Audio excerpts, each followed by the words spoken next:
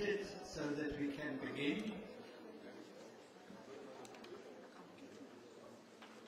Distinguished members of the panel, whom I should properly introduce in a few minutes, dear all. The title of this discussion is Can the Human Brain Solve its Own Mystery? Formulating the challenge of understanding the brain in this way may imply that there is some limitation imposed by the word own, hinting at some difficulties connected with introspection.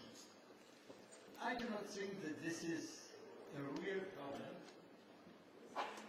I don't have to understand my own brain.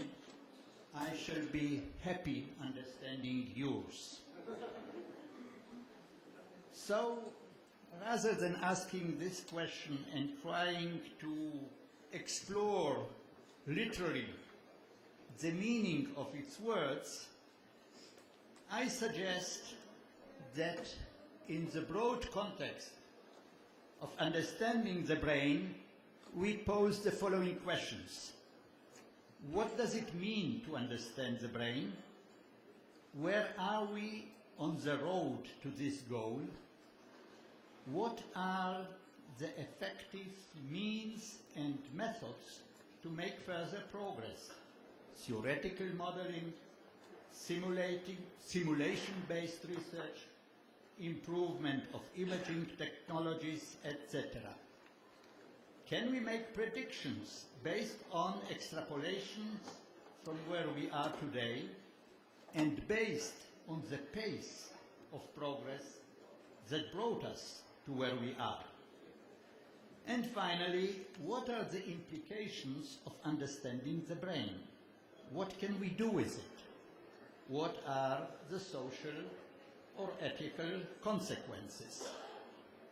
The dramatic progress in brain research over the last 20, 30 years has brought us to a stage where we can provide interesting answers to these questions. You do not have really to be a futurist to sense that something significant in brain research is happening. Just to quote a recent book by Eric Kandel, Nobel laureate neuroscientist from Columbia University, the title of that book is In Search of Memory, but the subtitle is The Emergence of the New Science of the Mind, the science of the mind. That is the new development that is appearing on our arena. Now the team that is assembled here today for this discussion is highly qualified to provide, indeed, interesting answers to the questions that I posed and to shed light from different angles on the complex issues that these questions cover. And I shall now introduce to you the panelists in alphabetic order. Ray Kurzweil, a futurist, an inventor, innovator, founder and CEO of Kurzweil Technologies, wrote several thought-provoking books, the recent one, The Singularity is Near, which predicts that in the foreseeable future we shall be able to build machines indistinguishable from humans. Henry Markram, professor of neuroscience, initiator and co-director of the Brain and Mind Institute at the École Polytechnique Fédérale de Lausanne, director of the Blue Brain Project. The Blue Brain Project is today maybe the most ambitious, almost heroic effort of simulation-based research.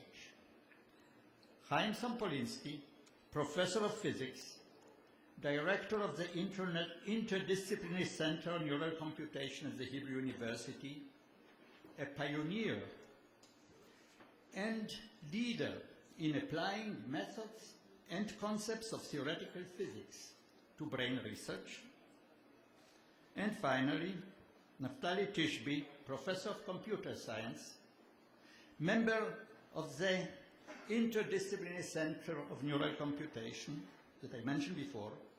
He specializes in different aspects of machine learning and computational biophysics, and has been extensively applying methods and concepts of information theory in brain research.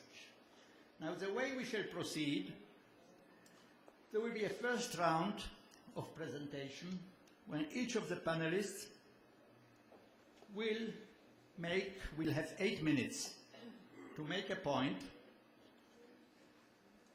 to explore an issue. In this round, they will use PowerPoint presentations. After that, I shall pose some more specific questions to the panelists, challenging them to respond to each other. Then we shall take a few questions from the audience, and then will be time for summarizing this whole event. Let me just tell you that Ray Kurzweil has worked very hard this morning, engaged in a discussion with President Perez on the future of artificial intelligence. But let me just point out that this session is still on the unique God-given human intelligence. Now, we shall proceed not by alphabetic order. First, Henry Markram, followed by Heinz Sampolinsky, Naftali Tishby, and finally, Ray Kurzweil. Henry, please.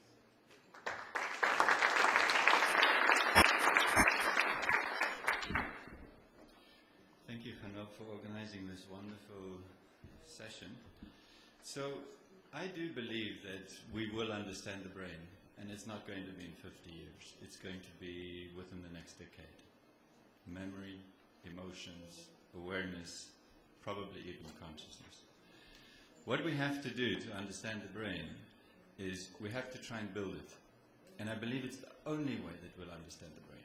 Experimental neuroscience is not going to do it alone. Theoretical neuroscience is not going to do it alone. We have to do it because there is a vast data set and knowledge set, and it's totally fragmented. And in the 21st century, we are generating, within a couple of months, the same amount of data that we generated in the entire 20th century. And as Ray Kurzweil has predicted, this is increasing exponentially. And we need a way to bring the data together to test our understanding. The second thing is that the only way that we will ever understand diseases of the brain is to simulate those diseases. And the reason is because there are trillions of interactions in the brain that are causing diseases. It's not one, it's not a gene, it's not a protein. There are trillions and billions of interactions. You will never find them out, and you'll never understand the effect of a drug, and we do not understand the effect of any drug if we don't simulate it. And the last is that I believe that it is the most important thing that humanity can accomplish. And that's not just because I'm a neuroscientist. I believe that because if we understand the brain, we will reveal to ourselves why and how much of the world is subjective. If we can see how much of the world is subjective, we will see the source of our fears that drives conflict in the world and between us. So you could even say that to understand the brain is the only, possibly the only way for everlasting peace between people. Okay, those are the bold challenges, and to the rest of the panel. The human brain has evolved at an incredible speed, and it is not stopping. It hasn't stopped. In fact, the human brain there's a lot of debate, but some estimates are that we're evolving about 40% faster than any other human species. So the reason why the brain is so complex and difficult to understand is because there are literally trillions of interactions between thousands of genes, millions of proteins, billions of neurons, and trillions of synapses. That makes it a very difficult challenge, but not an impossible challenge. So you can think of the brain as an orchestra, a fantastic Israel Philharmonic Orchestra, except there are millions of instruments, not just a few, millions of instruments. And the challenge really is to try to first, in the Blue Brain Project, our goal was let's dissect out and reverse engineer one instrument, and everything else after that would go easier. So this is this one instrument. We call it a neocortical column. And we spent many years, about 15 years, and I started this work actually in Israel, about 15 years dissecting out the neocortical column. Every little piece of it, all the types of neurons and how many neurons and how they connected together. It took 15 years, but in my lab in Switzerland now we can do this in a couple of months.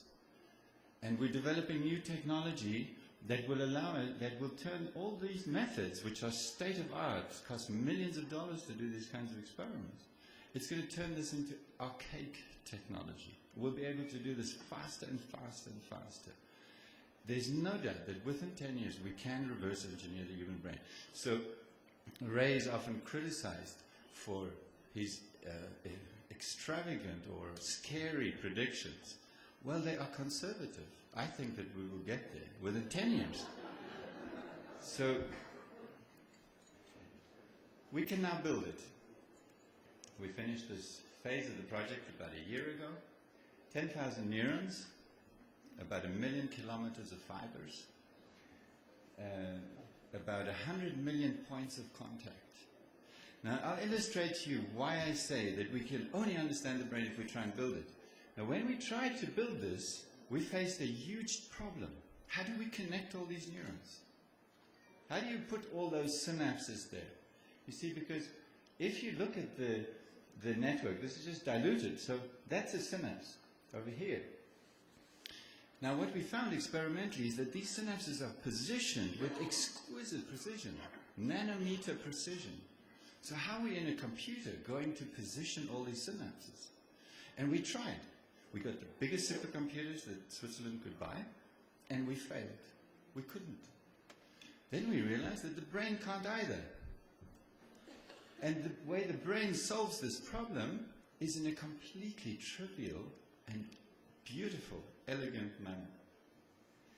You see, this is just a fly-through of 10 million synapses, which is inside this column.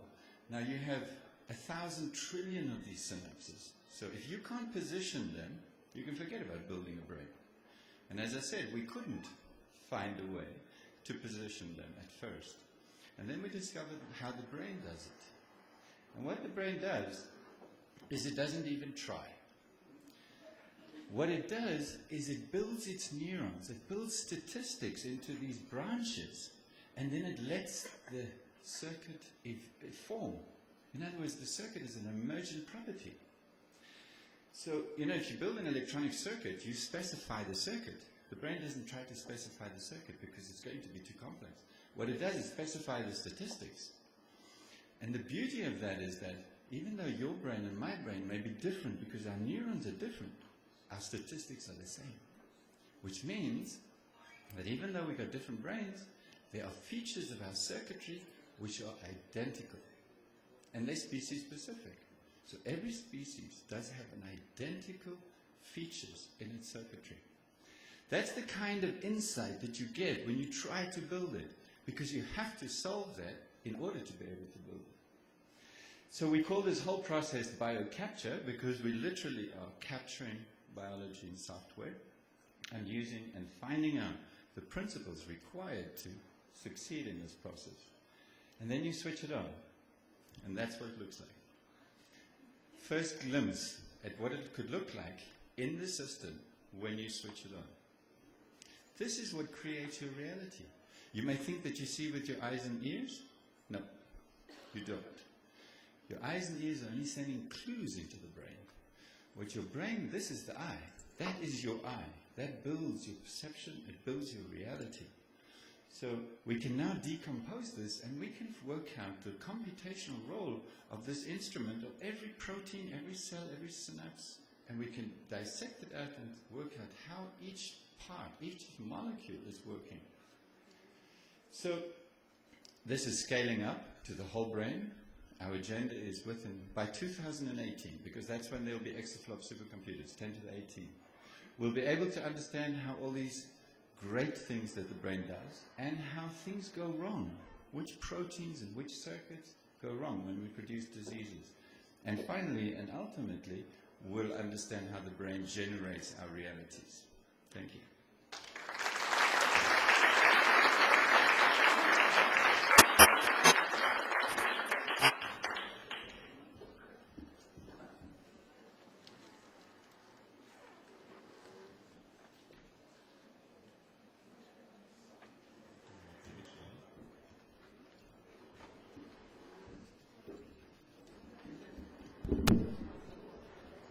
Good afternoon, everybody. Neuroscience has always been the battleground between two opposing approaches. Approach which is called the bottom-up approach, which emphasizes hypothesis-free acquisition of knowledge about brain structure and brain processes. And the other approach is top-down approach, an approach which highlights the value and the central role of theory-driven research. Now, the recent progress in experimental and computational technologies have led to resurface of the bottom-up approach to neuroscience in the guise of two new research agendas for neuroscience. The one approach, the one agenda is connectomics. And the goal of connectomics is to fully map the entire human brain, accounting for every nerve cells in the brain and every interconnection in the brain. And a related approach, I would say, the blue brain, the goal of which, as we heard now, is to build the brain with all its glorious details as a computer software.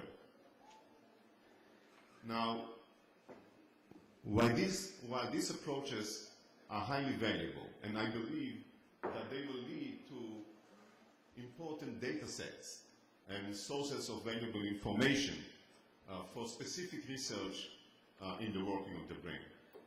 However, I would like to argue here that the often cited claims that by these bottom-up hypothesis-free approaches we will be able to understand the brain, that this hope is an illusion and a costly one. So I would like to map the challenges of understanding the brain along this spectrum. On one hand side, understanding the microscopic mechanisms, the end of mechanisms. On the other extreme of the spectrum, the high level, the most difficult questions of the mind, and the center of the spectrum, understanding principles underlying brain systems. So let me start with the brain mechanisms. This is understanding and unraveling the microscopic mechanisms operating in the brain is a daunting challenge. But conceptually, it is very straightforward, because this is what biology, chemistry, and physics have been doing over the centuries.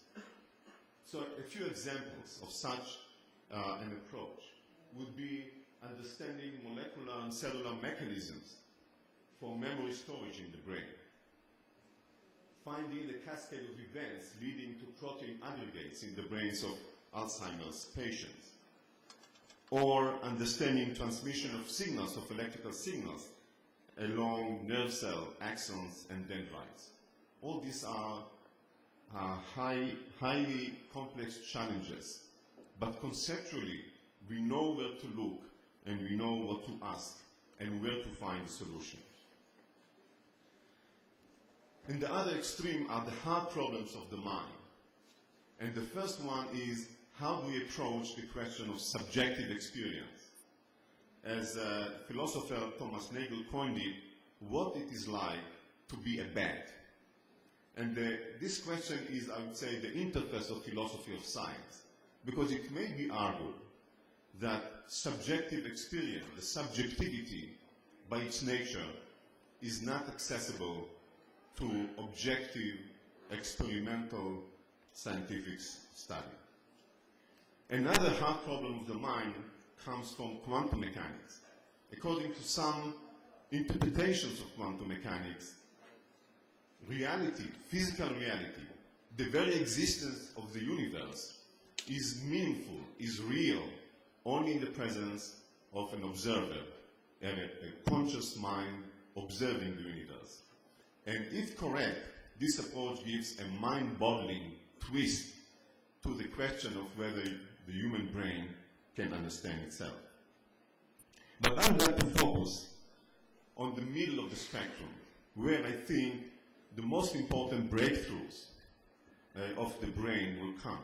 And this is understanding the principles underlying the operations of brain systems. And here are just a few examples of such system-level questions. How the perception of objects appear in the brain from the accumulation of sensory stimuli. How abstract concepts are formed, are learned, and represented in the brain. How language comprehension arises from the acoustic signals. Can we understand the function of specific brain structure? What is the function of the cerebellum? What is the function of the neocortical column? How action is initiated and controlled by the brain. What is the neural correlate of creativity? Yes, it is a scientific question, system-level question about the brain. And finally, the interaction between the various cognitive and motor impairments of neurological diseases. So, I would argue that to address these questions, one needs high-level theory, high-level framework, because each question involves tremendous amount of overlapping complex mechanisms, all conspire to be integrated into coherent function. Traditionally, biology, psychology, and engineering provided the paradigms and metaphors for studying the brain. Recently, physics and computer science emerged as new players, providing new insights, new concepts, and new models. Physics about principles of cooperative phenomena in complex dynamical systems, and computer science principles of information processing systems. Together, these fields, entering into the study of the brain, these fields created a new field, computational neuroscience, which literally transformed how the brain is studied today throughout the world. I would like to, in particular, tell you about the physics framework for brain science. And it's very sound and clear. Brain functions are emergent properties of large, complex neuronal circuits. They are not dependent on a single molecule, a single gene, or a single synapse. Principles of brain organization and function are statistical in nature, and therefore do not depend on the specific wiring and the specific position of cells and synapses. Brain functions are robust to substantial variations and redundancy in microscopic parameters. And therefore, unraveling principles of brain function starts with qualitative questions and hypotheses that are explored with minimal models to be tested with the appropriate experiments. And therefore, successful simplified models should lead to more refined ones and to fruitful interactions with experimental tests. We are only at the beginning of the journey of understanding the brain. And the future progress and future breakthroughs in understanding the brain will require revolutionary new techniques to visualize and to manipulate in real time specific neuronal circuits during the behavior, of animals and humans. And those techniques are available now or are being developed these days. And therefore we have very high hopes that we will see in the next couple of years these possibilities, these new horizons for the study of the brain. But this will not be enough. Together we need, and urgently need, revolutionary new concepts about the principles of information processing in complex physical and biological systems. James Watson, the co-discoverer of the genetic code, once criticized one of the simplified approaches to genomics by dismissing it as a work that virtually any monkey can do.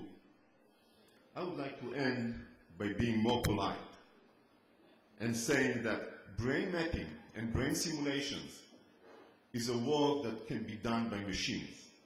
However, understanding the brain will require the brilliance and ingenuity of the human mind.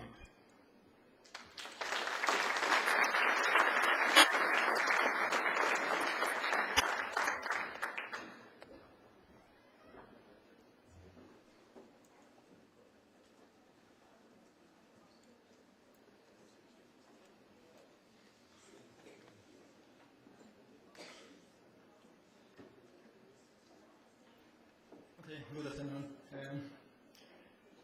I think we all share here the optimism that we are close, or we have a good reason to believe that in our lifetime, whatever that means, we'll understand the brain, at least know much more about it than we know today. But I think we differ here, probably more than anything, on the meaning of understanding. Which is really, it's not really clear. I mean, when I hear some of my colleagues here, are we talking about the same thing? So what do we actually mean by understanding? It's really a deep question because we don't have that many examples of things we actually completely understand. But it's clear to me that all those examples we do have, we don't need to explain every detail. And it's not really clear if we need to build it. I'll give you immediate examples where we think we understand pretty well what's going on without any attempt or any chance of actually building the system. It's not always possible, and it's not clear it's going to help. So what I mean by understanding, and Chaim and I are coming from the same school of thought, which is physics, understanding is really understanding the essence, is the ability, first of all, to explain the basic phenomena on the back of an envelope, if you want. Give one simple answer. What do I mean? What does this system actually do? And what it means is really understanding the principles, very few principles which can explain everything or explain a lot of things. And from it derive mathematically or using some sort of analytic method what the functions and the mechanisms that are underlying the essence of this function. So we should be able, in some sense, to mimic the functions of the brain, not simulating them. And mimicking them by machine, this is precisely what we are trying to do, is not building a simulator of all the neurons and all the synapses, but trying to get the essence and eventually build it in an entirely different way, using silicon or using entirely different type of mechanisms and hardware, who knows what. Now we talk about machines, but there's something very special about computers, and I'll say a little more about it, that allow us to believe that the emergence of computer and the emergence of understanding of communication in general are really the two components, computation and communication, which are shared by modern technology and the brain, which will eventually allow us to understand it. So just to illustrate it, let's say, take this very familiar thing called flower. So we all know that flowers are diverse and very different from each other. And if I'll try to give you a very general mechanism, describe what a flower is, do we understand flowers? So obviously I can go and try to get a very long list of all the possible flowers and every little detail on every little plant on Earth, but eventually we want to get some very simple scheme of what is in a flower, which is not a flower, it's an abstraction of the object of flowers. Without this additional level of abstraction, which will tell you okay, there's different objects here that have different functions, and only if I understand those different functions I can claim to know a little more and eventually move to something like this, which is not a flower at all, but is what we call a model of the flower, because functionally it can predict the behavior, it can give me some quantitative understanding of what's going on with flowers. So flower is a relatively simple object, although it's as rich as you want. Imagine trying to understand the details and functions of a thing like the brain itself. Just give you another example. We have pretty good understanding of stars. I'm actually coming from astrophysics in my young years. And we know pretty well how stars created, evolve, die, explode, whatever you want. We have really good understanding of it. This is one of the maybe greatest achievements of science in the 20th century. We really believe that we understand stars. We cannot build stars. We can't even try to build stars. We can't even touch them. But we still claim to understand them because we have this mechanism of abstraction, of principles, of concepts, and a quantitative simulation. So what is the essence of the brain? Actually, we have a few answers to this already. In my opinion, and that's my specific way of thinking about it, although shared by many others, the brain is first of all an organ that interacts with the environment. Thinking about the brain on its own is almost meaningless. The brain is this plastic, fantastic thing that Henry told us about. It's able to connect in so many different things, but eventually respond to what's going on around him. And around the environment of the brain is nature, is other human beings, is history, philosophy, society, economy, whatever you want. And how can we understand, again, this essence in a very simple thing? So you actually look at the brain. We all know that our brain is more or less divided into two hemispheres, left and right. We less know it's actually also more or less divided between frontal and dorsal, the front and the back of the brain. And that the back part, the dorsal part of the brain, is largely responsible for perception, for receiving, for sensing information from the environment. And the frontal part of the brain is largely responsible for behavior, for decisions, for planning, for making things about the future. And the whole thing is this cycle on many time scales of interaction between the brain itself and the environment. So the brain, rather than zooming in into all the little details of the brain, I am trying, and many others are trying to understand the nature of this cycle. So it's really the essence of the function of the brain is interaction, is information flow between the brain and the environment, and from the environment back to the brain. And the way this information is cycled is actually very simple. Because once we understand only the principles, it's very, very simple to design mechanism, to write mathematics that describe this cycle. So this is my perspective. And I can go on and elaborate it. The main thing here is actually making good predictions. And eventually, and that's really my last slide, I wanted to realize that it's all about information. It's not the chemicals, it's not the biochemistry, it's not the neuroscience of the cells, it's not even the structure of the neural networks on its own. It's this cycle of information that comes from the environment to our brain and works back from the brain on the environment. That is really the simplest and cleanest description of what the brain is doing. And that's what we really believe that we are now in a position to understand, because the nature of information, the meaning of this word, and its connection to both computation and communication is really maybe the largest, the most exciting and most dramatic thing that happened in science and technology in the last 50 years. And that's where we are now, why we are now in an entirely different situation to understand how this machine works. I'll stop here.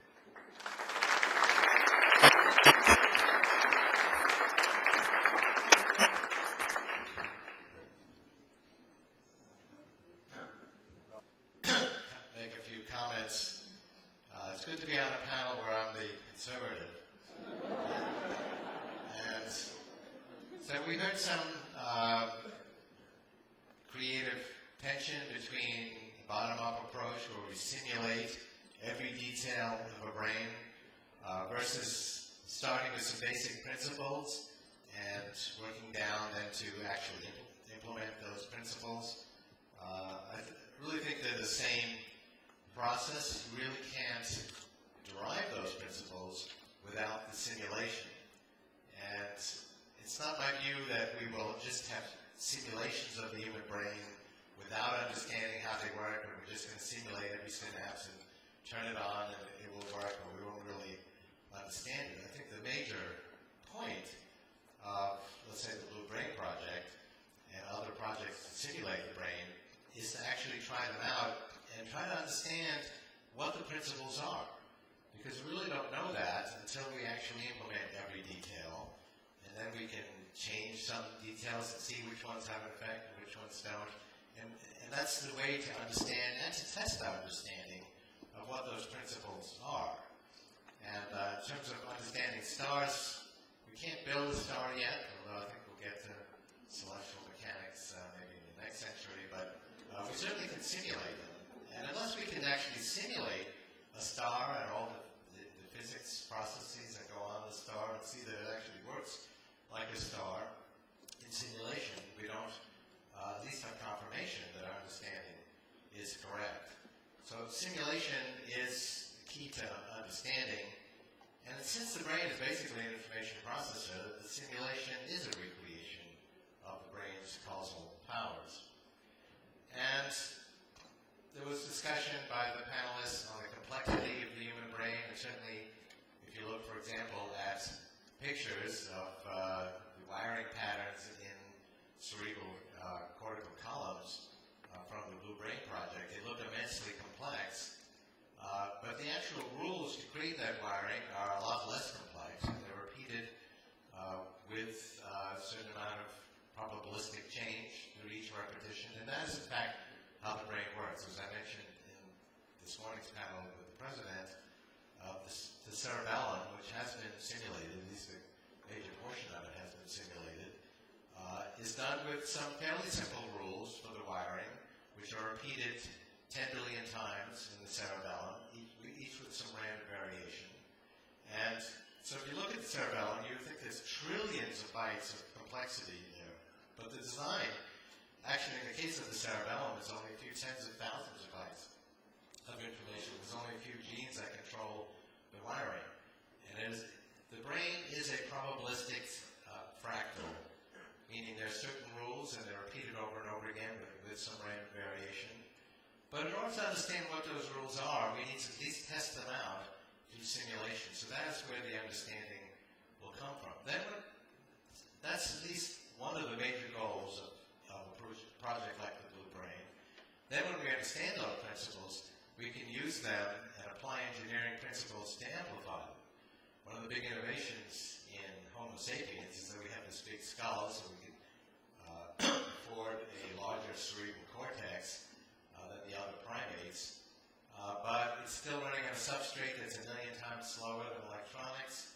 It sends information using chemical signals that travel a few hundred feet per second. That's 1 million times slower than electronics. And there's only a certain amount of room in the cerebral cortex. Once we can actually recreate these basic principles with electronics that runs 1 million times faster, using nanotechnology that can compress the equivalent of neuronal connections in 1/1,000th space, we don't have to be limited to 1 square foot cerebral cortex. And the cerebral cortex is really where the action is. It's actually not a three-dimensional organ. It's flat. It's about the width of a table napkin. It's about the size of a table napkin. And that was a big step forward because the other primates have much smaller cerebral cortexes. And we actually understand enough of it now to see how we do this really important quality we have, which is hierarchical thinking. We can take a whole bunch of symbols organized in a pattern and call that an idea and give it a name, a symbol, and then use that symbol in another elaborate set of symbols and call that an idea. We build up this whole hierarchy of what we call knowledge. And human beings have a unique ability to do that. The other, only mammals have cerebral cortexes. Ours is the biggest. We can see that other primates can handle hierarchical information, but not to the same extent. But then once we understand the principles, we can actually go on to engineering without the limitations of squeezing it into a small skull with a one table napkin size cerebral cortex that runs on a very slow substrate. And the goals of reverse engineering the human brain are threefold. One is to actually fix the brain. We have vague psychiatric models now of what's wrong with the brain. But once we can actually understand its principles, we can understand how human dysfunction works as well. So what's really going on when you're someone with schizophrenia or bipolar disease? And we'll have better means of going inside and fixing it. Secondly, we'll provide these algorithms for artificial intelligence to create more intelligent machines. As I mentioned this morning, there's already hundreds of examples of artificial intelligence. And we will add to that toolkit by really understanding the basic principles of how human intelligence works. But we need to simulate the brain in order to find out what those are. And thirdly, we'll have more insight into ourselves. I mean, that has been the goal of the arts and sciences for millennia. And all of these aspects of reverse engineering the brain, like other aspects of information technology, are scaling up exponentially. And as I mentioned this morning, ultimately that's quite explosive. And we're making great progress on simulating the human brain. I mean, just since my book, Singularities Near, came out in 2005, there's been tremendous progress. That book was considered very speculative, whether we could really simulate brain regions, and that was only a few years ago. There are exquisite models and simulations and tests of these models of things like the auditory cortex, the visual cortex, the cerebellum, and now with the Blue Brain Project, the cerebral cortex, arguably the most important region. And there are many different differences about how the brain differs from a conventional computer, but we can simulate these processes on computers. We'll need to make them more parallel. The key issue, though, is what is the complexity of the human brain? And some of our critics say, well, it would take trillions of bytes of information, trillions of lines of code to describe the design. But actually, the design is much simpler than that. There just isn't that much information in the genome. The genome is the design of the human body and brain, and there's only, without going through the derivation, there's only about 25 million bytes that after compression that is applied, that describes the design of the human brain. That's less than 1 million lines of code. That's simpler than our most complex programs. And I put this up because this is an example of what's considered a very complex image. It's on the cover of a book called Complexity, and it's the Mandelbrot set. And as you zoom into it, and there's some good movies on the internet where you zoom into the Mandelbrot set, you see complexity inside complexity without end. But the design of the Mandelbrot set is 6 letters long. It's a fractal that is implemented over and over again and creates this remarkable complexity. Well, the brain is a fractal just like that. It has certain rules that are repeated over and over again with a certain amount of probabilistic change that describes its design. And there's already some very good understanding of the most important region, the cerebral cortex. We have some good models now. For example, Hawkins' model of the neocortex is one example. I think there's some errors in it, but there are many different drafts of what these basic principles are. But when we actually can simulate a brain and see it perform similar functions, we'll find out whether or not these models are accurate. And I'll say one interesting thing about the cerebral cortex. It was noticed about 20 years ago that it's incredibly uniform over its entire region. There appears to be one mechanism repeated over and over again, organized in hierarchies, that do everything. This is one little module. It recognizes patterns. It's responsible for us being able to perceive that there's a crossbar in a capital A.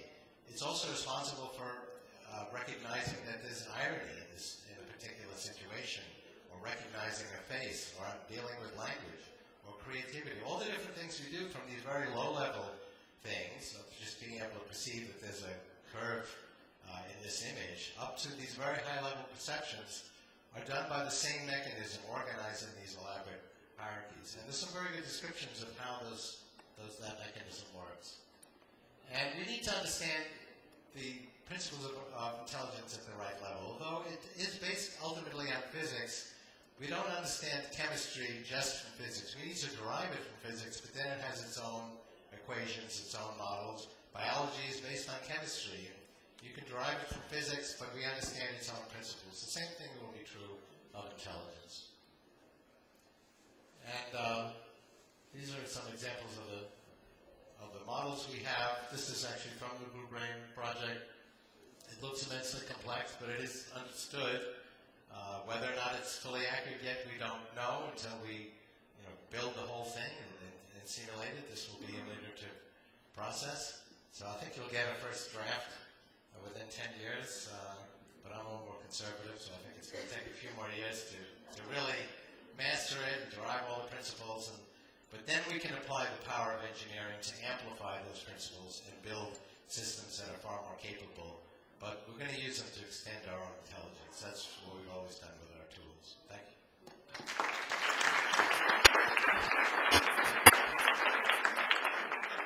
This was a very good introduction to set the stage for the next round.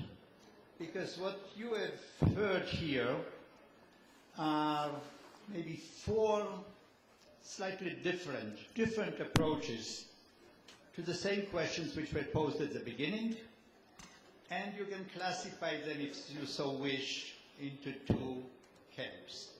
If I had to summarize each of the 4 presentations just by 2 words, then Henry insists on the importance of detailed simulation in order to understand and be able to build.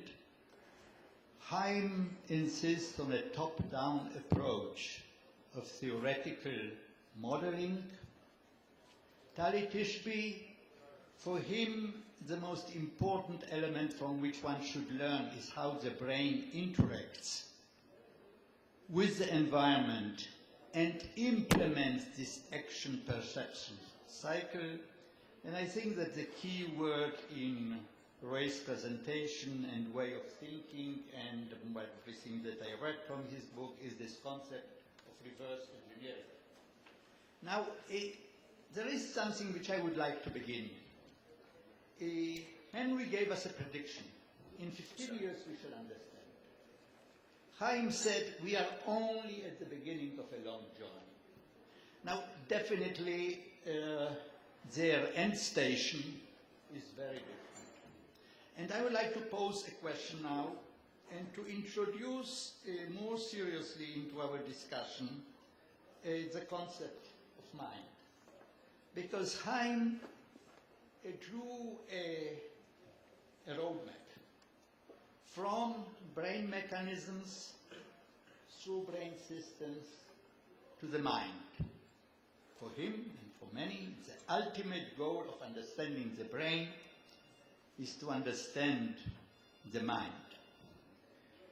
I don't think that Henry mentioned the mind. I'm not sure, and I'd like to pose this as a question, whether from such detailed simulations on from the attempts to build the brain based on reverse engineering, the mind will emerge. We refer to the mind as an emergent property. So I would like now to challenge each of the panelists to say a few words. How does the mind fit into their thinking, into what they just said? And now we can do it by alphabetic order or by... Well, it's actually a question I've been thinking about it for several decades, but I've been thinking about it a lot recently because I'm writing a book called How the Mind Works and How to Build One. And I use the word mind rather than brain to address the issue that you just raised. And I do believe it's an emergent property, but there are a lot of mysteries and thousands of years of philosophical debate about this, which would be hard to summarize. But ultimately, there is a conceptual gap between objectivity, which is science, and subjectivity, which is consciousness. We cannot even imagine building a machine where you slide an entity in and green light goes on. Okay, this one's conscious. No, this one's not conscious. That you could build such a machine, but it would have to have philosophical assumptions built into it. So John Searle would make sure it's squirting biological neurotransmitters, and if it didn't, the green light wouldn't go on. And Dan Dennett would want to make sure that it was capable of building a model of itself and modeling its own thinking, and if it did that, then it's conscious, and otherwise it isn't. There's actually no objective way to test these assumptions. We assume that, I assume the other panelists are conscious, they're acting conscious. There's some human beings that don't seem to be conscious, but outside of that shared assumption of human beings being conscious, there's debate, and we will certainly have these debates about non-biological systems, machines. My prediction is, and it's not a philosophical observation, it is really a psychological prediction, that we will come to accept these entities as being conscious. They'll get mad at us if we don't accept them as conscious. We don't want that to happen, but they'll be very smart and they'll convince us. But some philosophers will say no. There's a rich philosophical dilemma, and there's many interesting dilemmas about how consciousness works. Some light in the... We would like to see what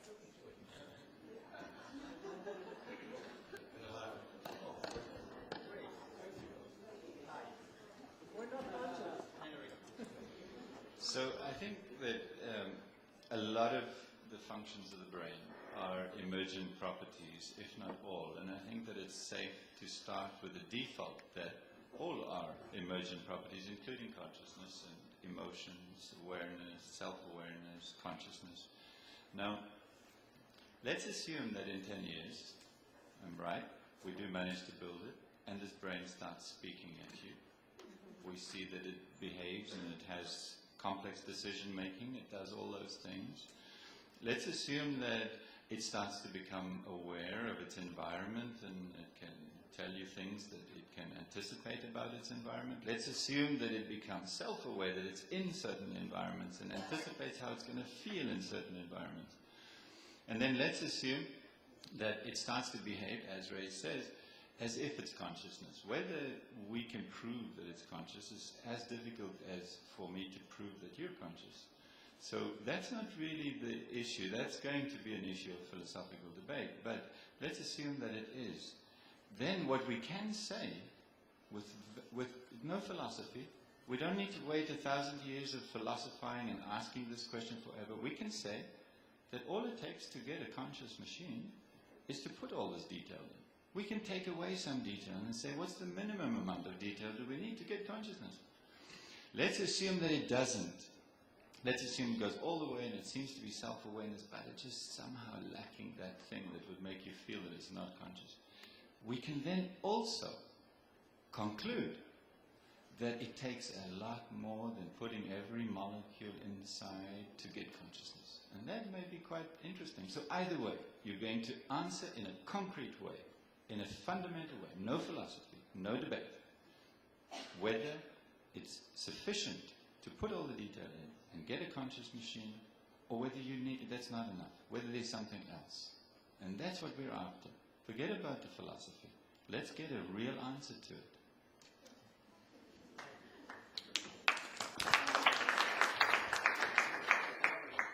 Consciousness as emotions, feelings, thoughts, perception, actions are all results of processes that run on the brain, physics and chemistry, biology. And therefore they are part of science, part of neuroscience. They are not the legitimate subject of philosophy.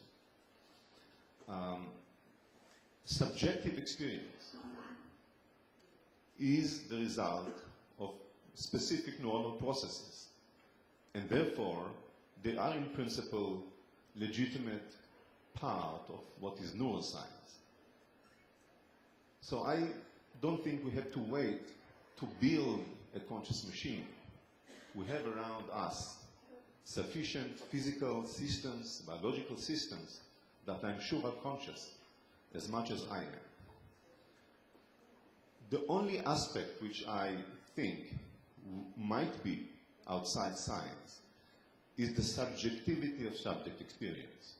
Namely, when we have a subjective experience, it is something that happens in our brain, and therefore it has an objective correlate, which science can study, and science can predict when and what type of subjective experience I'll have.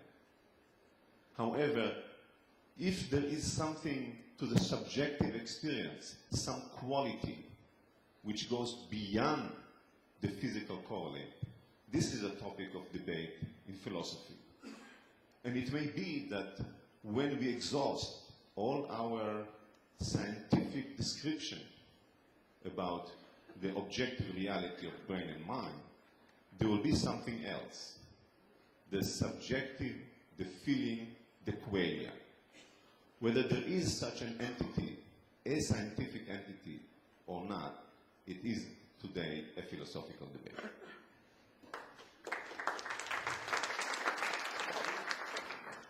Well, it's a bit hard to follow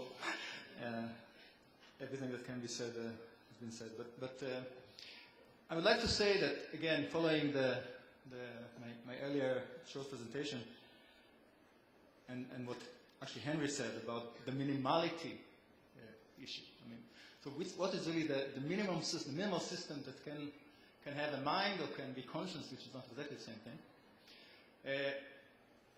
So obviously we're talking about two entirely different things. One is completely subjective notion that is only within us and nobody else can witness it other than us. And just as we can't witness, I can't allow you to witness my own consciousness, you cannot be sure that I have consciousness or a machine, for that matter, has consciousness. So for me, it's all that matters really is external, objective view of meaning. And then, of course, the question is whether do we need the biology, do we need this complexity of the neural system in order to have consciousness? And of course, I come from the school of thought that believes that if we have enough complexity in this intermediate thing that is in the cycle of perception and action with the environment at a sufficient level of complexity, then by definition, by this behavioral definition of consciousness, it behaves as if it's conscious. It will have, it must have, because that's the only thing I can really witness. And in that sense, I believe that this new field of machine learning, as we call it, which is emerging from artificial intelligence, which is now not such a popular term anymore, but really the idea that we can statistically, using those emergent properties, but programmed on machine, can eventually create sophisticated machines that interact with the environment almost like us. This is, by definition, will answer the question of the mind and consciousness on this objective level. Of course, it's not a real answer what I mean by mind, but that's what I can say now.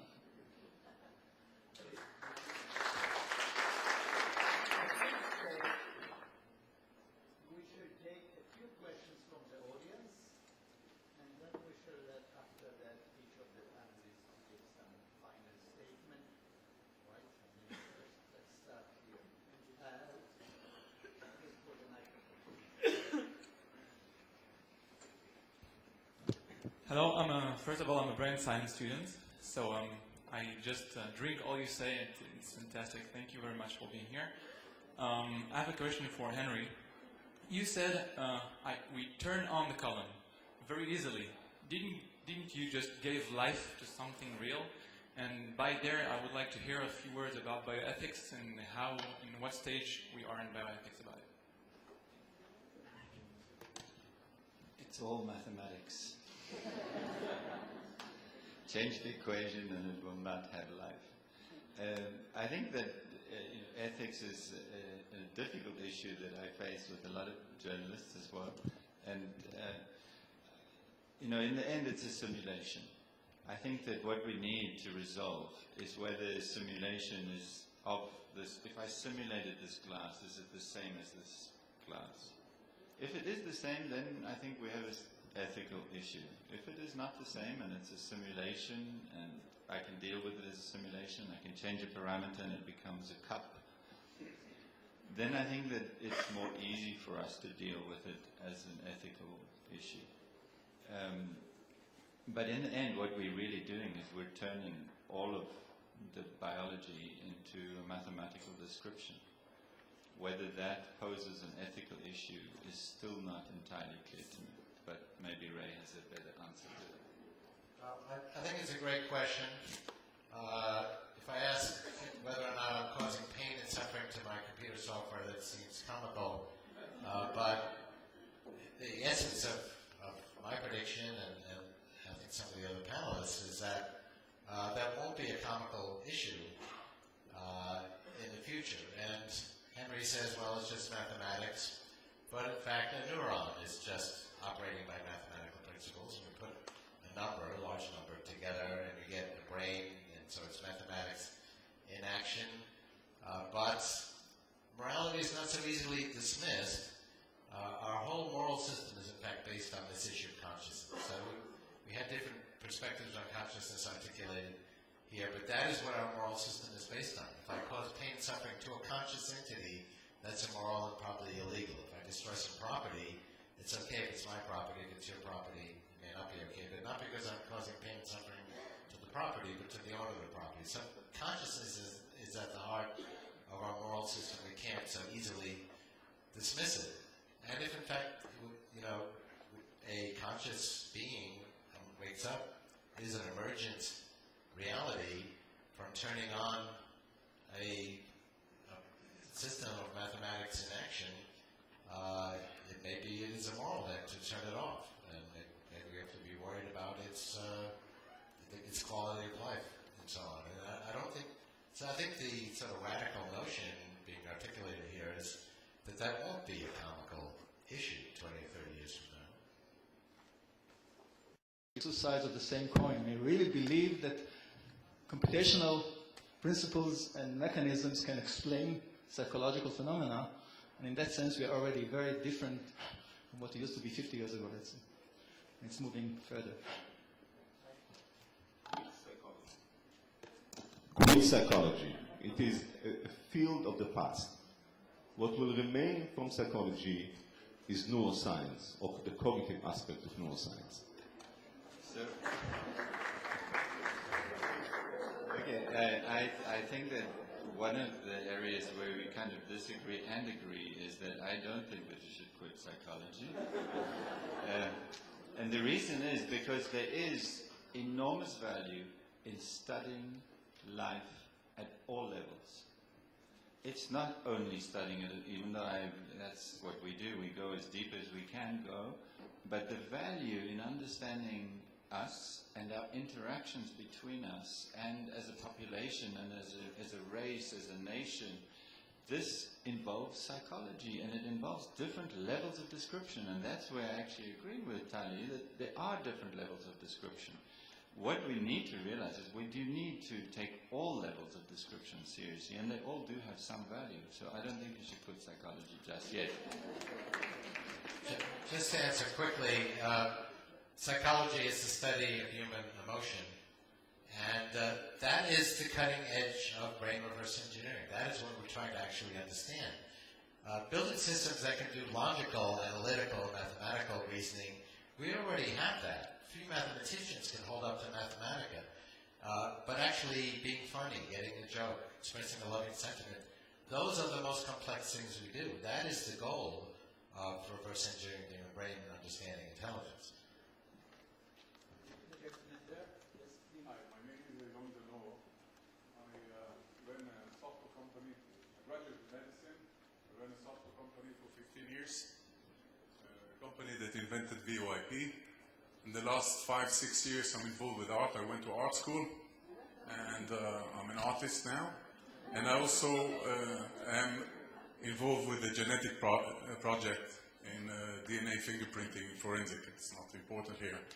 My question is about the same direction that the young gentleman about psychology. We've heard from all of the panelists about conscious. We've heard about the mind. We've heard about different boxes. Memory.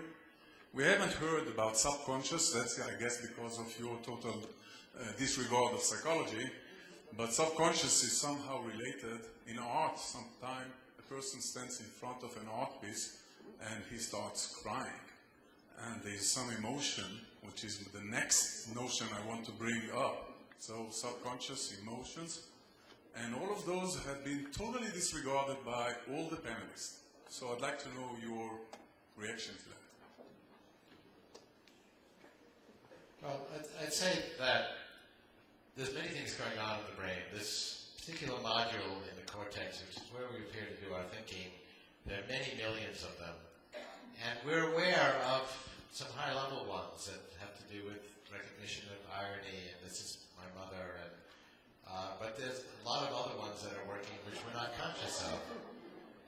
That may be recognizing little features. I'm not sort of consciously aware that I've just recognized a loop in this letter, but there are modules that are working on that. So there's many things going on in the brain that we're not conscious of, and some that we are. That's part of the mystery of consciousness. Why is it that I'm aware of certain perceptions and not others, even though they're going on in my brain? But I think brain reverse engineering and simulation, understanding how the brain works, will reveal why it is we're consciously aware of some things going on in the brain and not in others. You segue to an actually different but related question, which is emotional. You know, why do we look at a painting and suddenly get sad? Well, it might remind you of some experience that you had, but the relationship of the painting to the situation may be at a very abstract level. The most important thing that the brain is able to do is to recognize the invariant features. The fact that a loop in a letter is the same even though the type style is very different, or the irony of a situation is the same to a completely different situation, but there's a similarity in these sort of emotional structure. And the most complex thing to do, as I mentioned before, is emotion. So understanding why we cry at a painting, I mean, that is the last thing that we'll understand in terms of reverse engineering the brain. That is the goal. It's the most complex thing we do, but it is done in the human brain. It's done in the neocortex, and we will understand that, but it's many levels of abstraction, and that's the power of the human brain, to abstract situations so that we can cry at a painting because it reminds us of the experience we had with a girlfriend 20 years ago.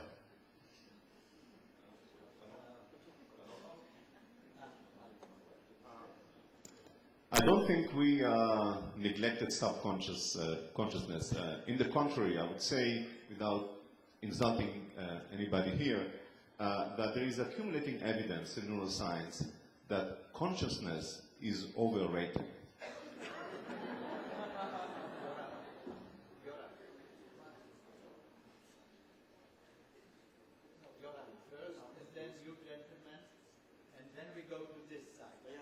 So where to go? Well,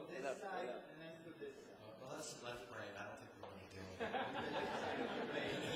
with it. Yes. My name is Yoram Cohen, and I'm an entrepreneur. And we read several weeks ago about the establishment of a very big brain center within the university. To what extent this center is going to be different from what we have today, and what are the missions of this center? Let's leave this to the end. This will be the summary. All right, Yoram? We should refer to that as a summary.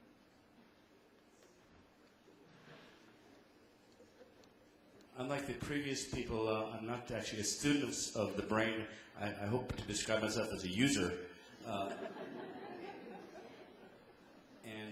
My question actually for the panel, but to start with Dr. Kurzweil, I want to just refer to something in the previous session with President Paris, where you were talking about longevity, and then in a brief lapse of memories, you were talking about, I'm married 33, 34 years. May I state that's probably the quickest way to end longevity, if you can't remember that. I want to talk about the nexus again between the pure science and, if you will, the arts of it, the humanities part of it, because science fiction has always led us to these questions along along these things? And how do you see the ability, if we can, reverse engineer and then engineer the brains, how that will affect to the very first question in the Bible of freedom of will, and if you can program people, how will that actually affect this wonderful thing which separates us from virtually every other species? Well, the goal is not to program people. I think that's maybe a dystopian downside of this endeavor. It's really to free our minds from limitations. So, for example, if I can enhance my memory, I would remember that we were married on August 5th, 1975. And there's lots of things I don't remember. At dinner last night, the question came up, so I took out my BlackBerry and we were able to answer that question. It's not inside my brain, but it's pretty close to me.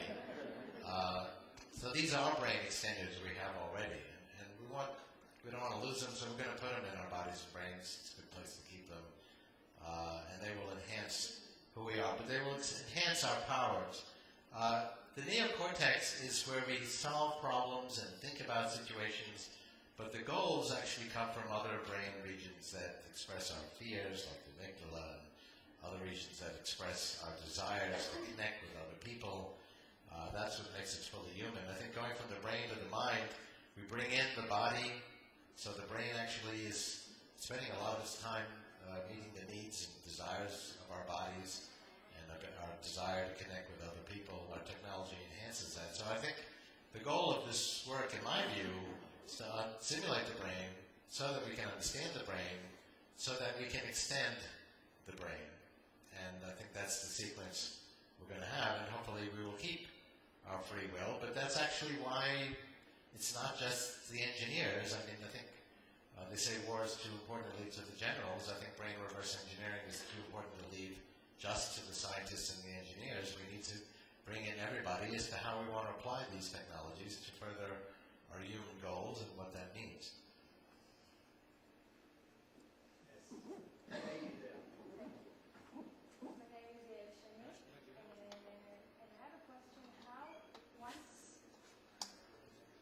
Okay.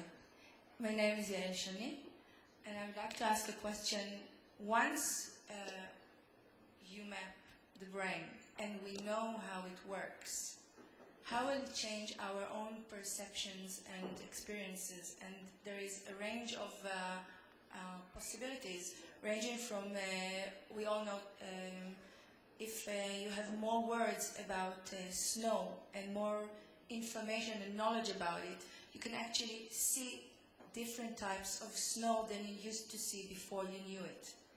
On the other hand, we all know about Tversky and Kahneman's heuristics, and we still ended up with the world economic crisis.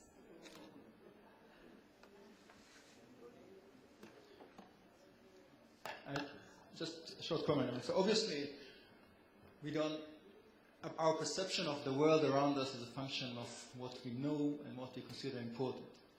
And your examples about snow and economy, whatever, everything is driven by what's going on around us. And if you understand the brain better, of course, we can only speculate. I believe that it will change. This by itself will change very little, the way we are, but it will not happen on its own. It will happen by enhancing the interaction of our brain with artificial brains, with other humans. I mean, look at what happened to our brain only through the emergence of the internet, for example.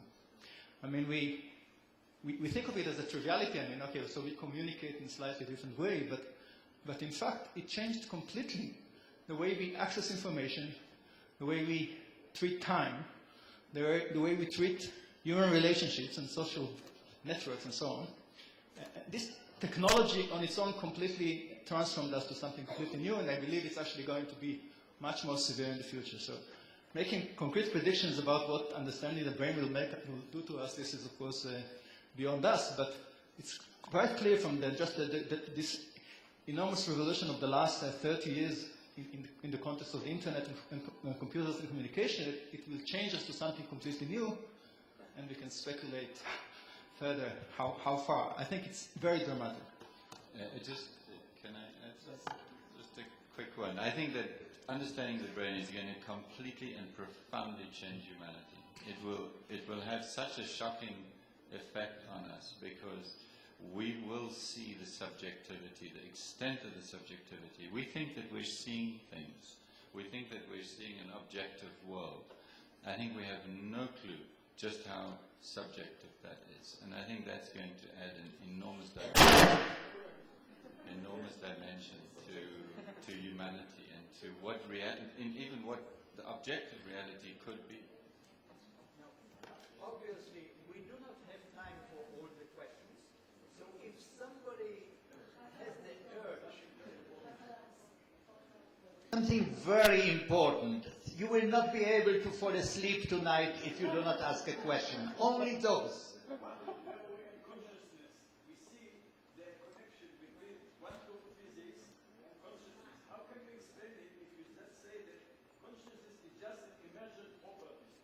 Okay. Another question. Now we shall take a few at a time. Remember, only if it's absolutely urgent. Pikuach nefesh. Yes, ladies first. Okay, go ahead.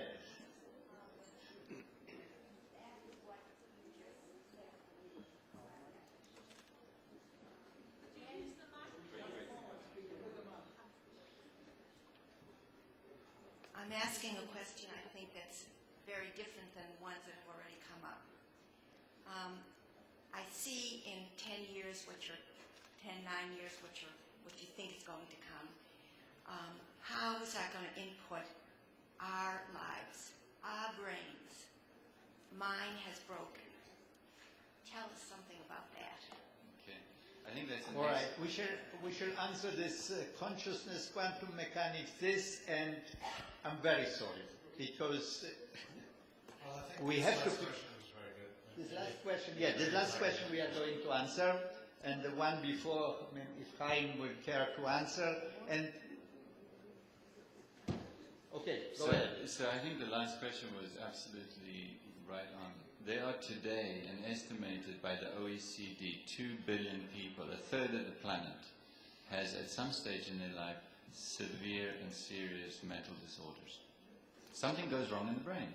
A molecule starts malfunctioning, it doesn't fold properly, it doesn't bind to something, a gene starts producing something that it shouldn't produce, cells start dying, all kinds of things are going wrong.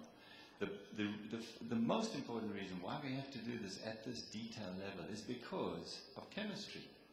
You can take a chemical molecule and you can put one little atom in the wrong place and it can do entirely the opposite thing in the brain. And pharmacology today is totally empirical. You have depression, you go to the psychiatrist, he tries a drug. It doesn't work, he comes back, it gives you another one. They have no clue what it does in the brain. If we do not understand the fundamental causes of molecular interactions and how they cause different diseases and how they can treat different diseases, then Ray's predictions are not going to be true. And I think his predictions are going to be true, and therefore we will solve those problems. But the only way we're going to solve them is if we understand the brain at the molecular and the genetic level. If I could add just one thing to that, I think fixing the brain is one of the very important goals. But the other is we're all very limited, even without a known brain disease. By understanding how the brain works, we can build extenders to the brain and put them in our bodies and brains and make ourselves smarter. That is our destiny. And intelligence is the most important phenomenon in the world. And we can use it and amplify intelligence to solve the major challenges of the world. What I'd like to do at this stage, each of the panelists will have a chance of a 1-minute summary. You can say whatever you wish, except for Professor Sompolinsky, to whom I am giving an assignment. He does not have a free choice.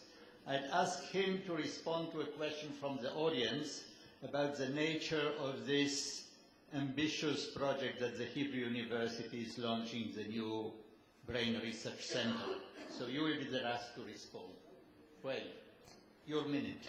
We have 3 great overlapping revolutions. They sometimes go by the letters G and R. G for genetics, which is reprogramming biology, also called biotechnology, and information technology, N for nanotechnology, reorganizing the molecules in matter to create new things like solar panels. It's an information technology. And finally, R stands for robotics, but the real issue is to master intelligence and to extend it. Also clearly, as the panel acknowledged, an information technology.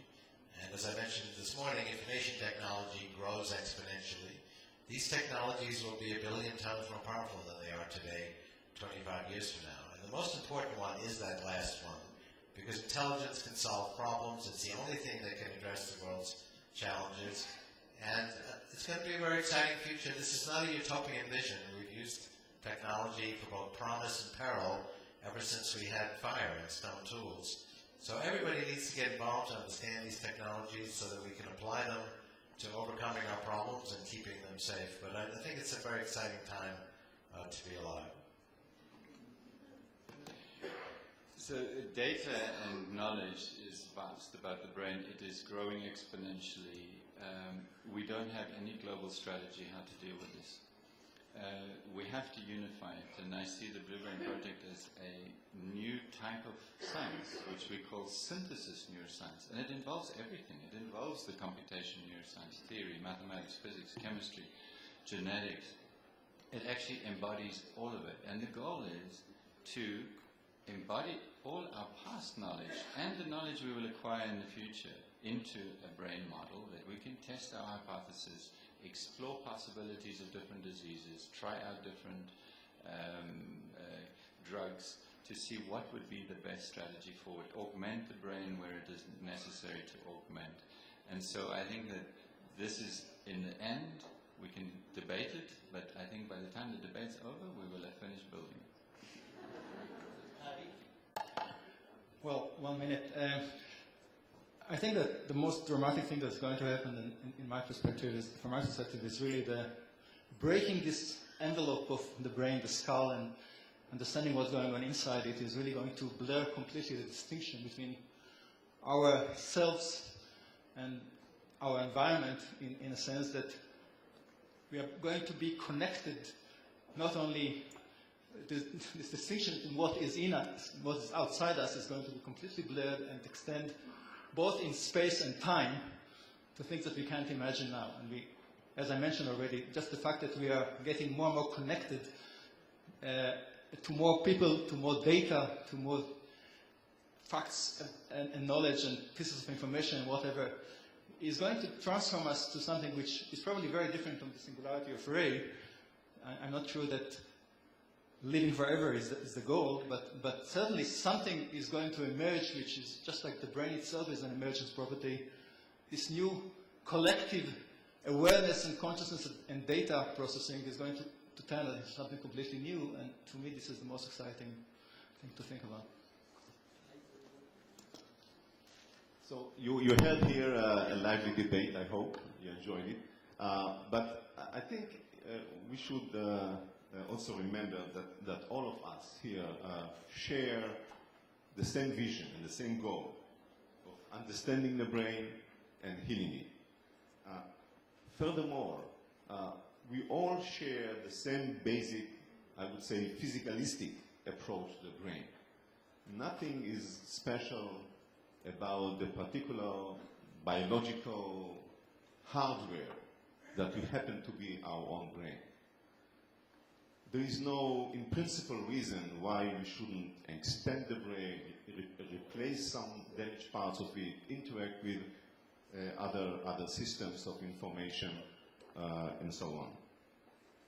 So I think that the question, and also we share I believe, the realization that understanding the brain is a challenge of an unprecedented goal.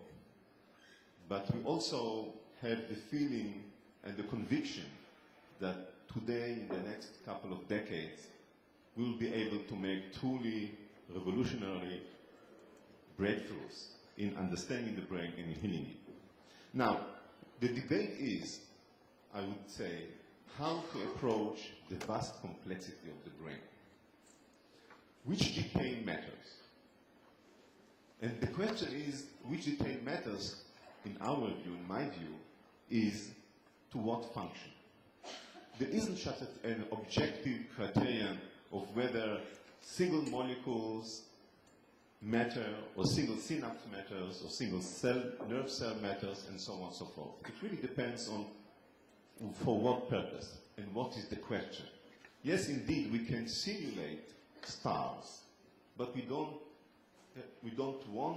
hope that our simulations will capture the position of every atom in the star. Only understanding its macroscopic, interesting features. And I think this connects me or brings me to the debate here about research agendas about the brain. Shall we, because some details obviously matter to the brain in health and matters to the brain in disease, whether we should just have research agendas that try to capture all these details, and then figuring out from these details, from this panorama of complexity, what is important to what function. And our approach is rather that much more focused. Is focused on specific issues, specific questions, perception, action, language, Parkinson's, Alzheimer's, and so on and so forth. And around each such question, each such theme, build interacting, interdisciplinary research teams that will indeed attack such problems from all possible angles: genetic, molecular, cellular, physical principles, computer science, simulation, and so on. But only when you have in mind a specific question, you can hope to address the issue of what details are important and what not. And I would say this is what perhaps is unique about the Brain Center that we are building at the Hebrew University, the Edmond and Lily Safra Center for Brain Sciences. Because understanding the brain is not a single science, it incorporates all sciences which are relevant to addressing specific questions about the wonderful functions of the brain.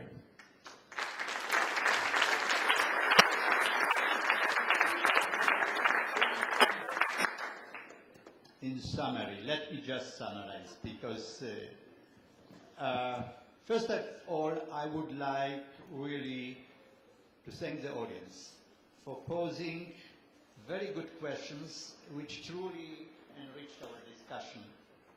I'd like to thank the panelists, first of all for respecting the time limits which I imposed on them, but also for respecting the boundary and the framework of the discussion, which I also imposed by posing the specific questions. Now, the kind of debates that you heard here will go on and continue as long as brain research goes on and continues and makes vast progress. Now, if we believe Henry, it will take about 10 years for these discussions, debates to continue. If we believe Chaim, it will take many, many, many years. But if we believe what Ray told us in the morning, and that's the good news, about immortality, then we shall all be there to observe how this story develops. Thank you very much.